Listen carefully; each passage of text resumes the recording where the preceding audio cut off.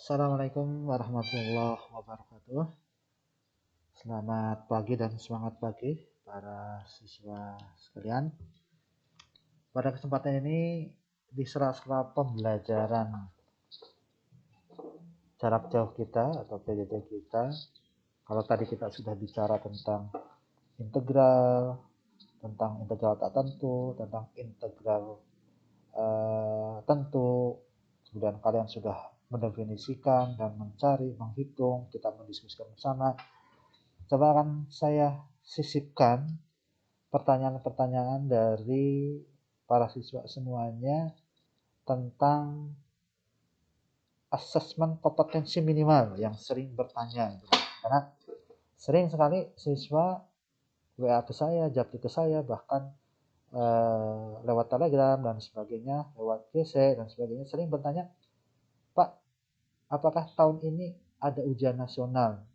Pak, apakah tahun ini ada asesmen nasional? Nah, ini akan saya jelaskan.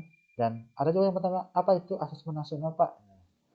Karena kalau seringnya para siswa itu banyaknya itu eh, istilahnya itu asesmen kompetensi minimal. Nah, jadi kita bahas. Nah, tahun ini khusus untuk kelas 12 itu tidak ada yang namanya ujian nasional, dan kelas 12 juga tidak ada yang namanya asesmen nasional. Nah, untuk siapa asesmen nasional ini? Kita lihat pada siswa semuanya. Jadi asesmen nasional ini, nah kalau kalian lihat, silakan bisa di zoom di HP masing-masing kalau memang kecil, karena kita lewat Zimit ini. Nah, asesmen nasional ini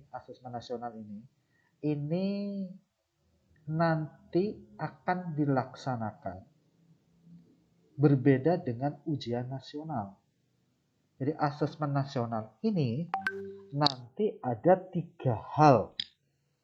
Jadi kalau kalian kemarin selalu mengucapkan asesmen kompetensi minimum, nah itu adalah sebenarnya bagian dari asesmen nasional.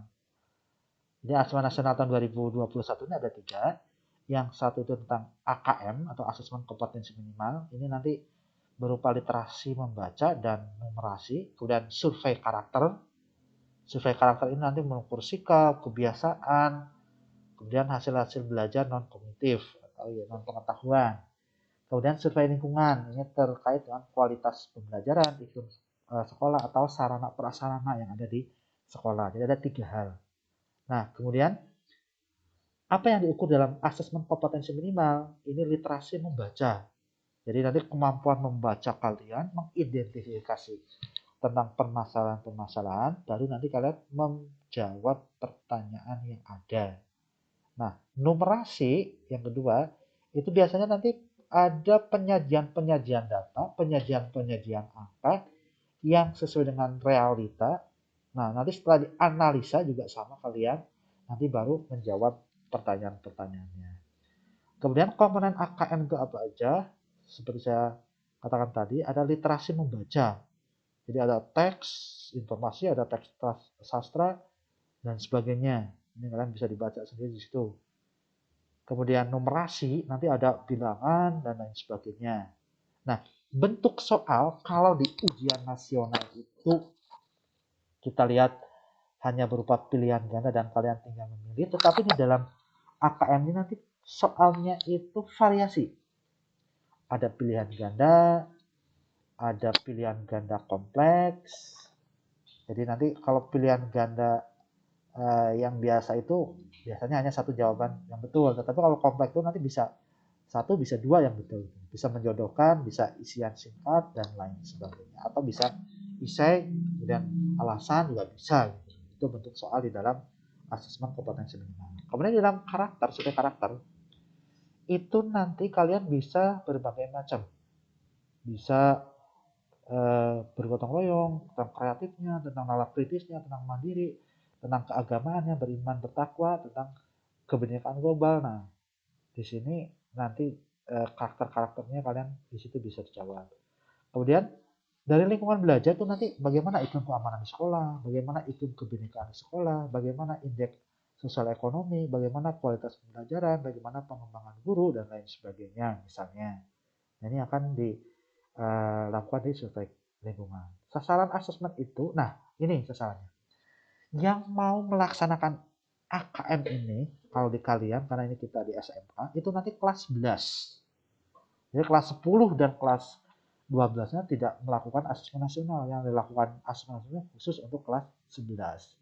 Selain kalian sebagai guru juga nanti ada Bapak Ibu guru dan kepala sekolah. Hanya di dalam Bapak Ibu dan kepala sekolah ini nanti ada survei lingkungan dan karakteristik input dan proses pembelajaran gitu. Kalau kalian kan lengkap, ada KM, ada survei karakter, ada survei lingkungan. Itu di asesmen nasional sasarannya. Nah, kemudian sekali lagi asesmen nasional ini nanti sasarannya itu satu siswa. Berarti kalau kalian berarti kelas 11 nanti, kalau yang kelas 12 kelas 10 enggak, kemudian guru maupun kepala. Nah, tujuan asesmen ini satu untuk mutu pendidikan, meningkatkan mutu pendidikan. Yang kedua, sebagai petunjuk arah tujuan praktik pembelajaran. Yang ketiga, memberi gambaran karakteristik esensial sebuah sekolah. Yang ketiga, memotret mutu sekolah.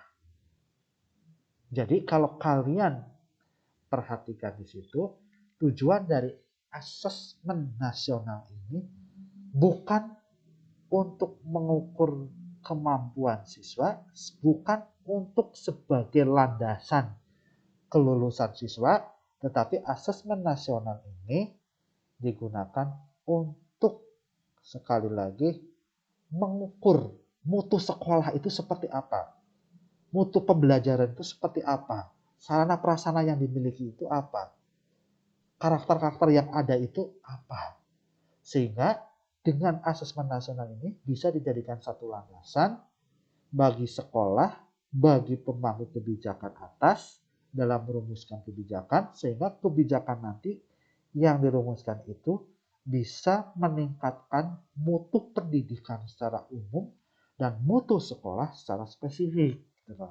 Jadi makanya nanti di asesmen nasional itu betul-betul dikerjakan sesuai dengan keadaan yang sebenarnya, tidak mengada-ngada gitu loh. Baik dalam survei maupun dalam pelaksanaan AKM. Itu. Jadi sekali lagi ini untuk memotret mutu sekolah, bukan untuk sebagai landasan kelulusan siswa.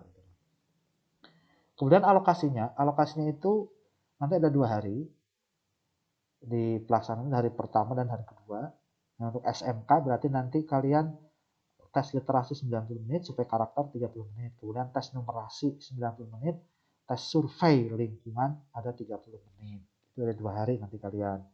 Kemudian pelaksanaannya kalau informasi awal itu sekitar Maret bulan kedua, minggu kedua, tetapi ya nanti kita menunggu kebijakan dari pusat gitu loh. Kemudian hasil asesmen sekali lagi ini untuk pemetaan mutu sistem pendidikan, bukan untuk kelulusan. Karena kemarin banyak siswa yang bertanya ke saya, Pak, AKM atau asesmen nasional itu untuk kelulusan apa tidak? Tidak. Jadi ini hanya untuk pemetuan mutu sistem pendidikan secara umum. Sekali itu, jadi sekali lagi, poin penting di dalam AKM ini, kalian AKM itu satu bagian dari asesmen nasional. Jadi asesmen nasional itu ada AKM, ada survei lingkungan, dan ada survei karakter. Itu yang terpenting. Kemudian coba ini saya berikan contoh salah satu soal di dalam AKM. Jadi kalau kalian lihat coba kalimat terakhir aja. Kalimat akibat kesalahan ini maka tinggi erupsi gunung sebenarnya lebih tinggi atau lebih rendah dibandingkan dengan tinggi erupsi yang didapatkan dari sudut elevasi semula. Berikan alasannya. Di sini kan kalau kita baca, kita analisa, kita cari, kita simpulkan, dan kita beri alasan. Ini kan jawaban, tulisan. Tidak seperti ujian nasional, hanya klik. Tetapi ini perlu analisis dan perlu perhitungan serta perlu alasan yang diberikan. Kemudian ini juga sama kalau kalian lihat, kalian baca, jawabannya itu bukan, kalau selama ini kan kalau di dalam matematik misalnya, jawabannya kan 1, 2, 3, 4, 5, 10, 12, 13. Tetapi di sini, ini setelah dibaca itu, kalian hitung mungkin secara numerasinya, kemudian kalian bandingkan, kalian analisa, baru kalian bisa menyimpulkan. Misalnya harga sebuah buku tulis di toko Zuki lebih murah dari toko makmur. Kan hanya penyimpulan saja. Penyimpulan saja. Jadi berdasarkan kerangka berpikir analis kalian, membaca, kemudian melihat dan lain sebagainya. Begitupun dengan yang numerasi. Nanti berupa apa namanya, data-data disajikan baru kalian simpulkan. Saya kira itu penjelasan singkat dari saya. Sekali lagi di dalam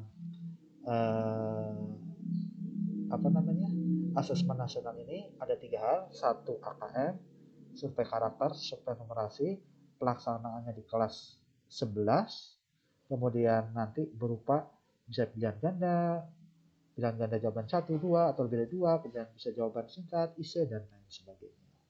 Saya kira itu dari saya, kurang lebihnya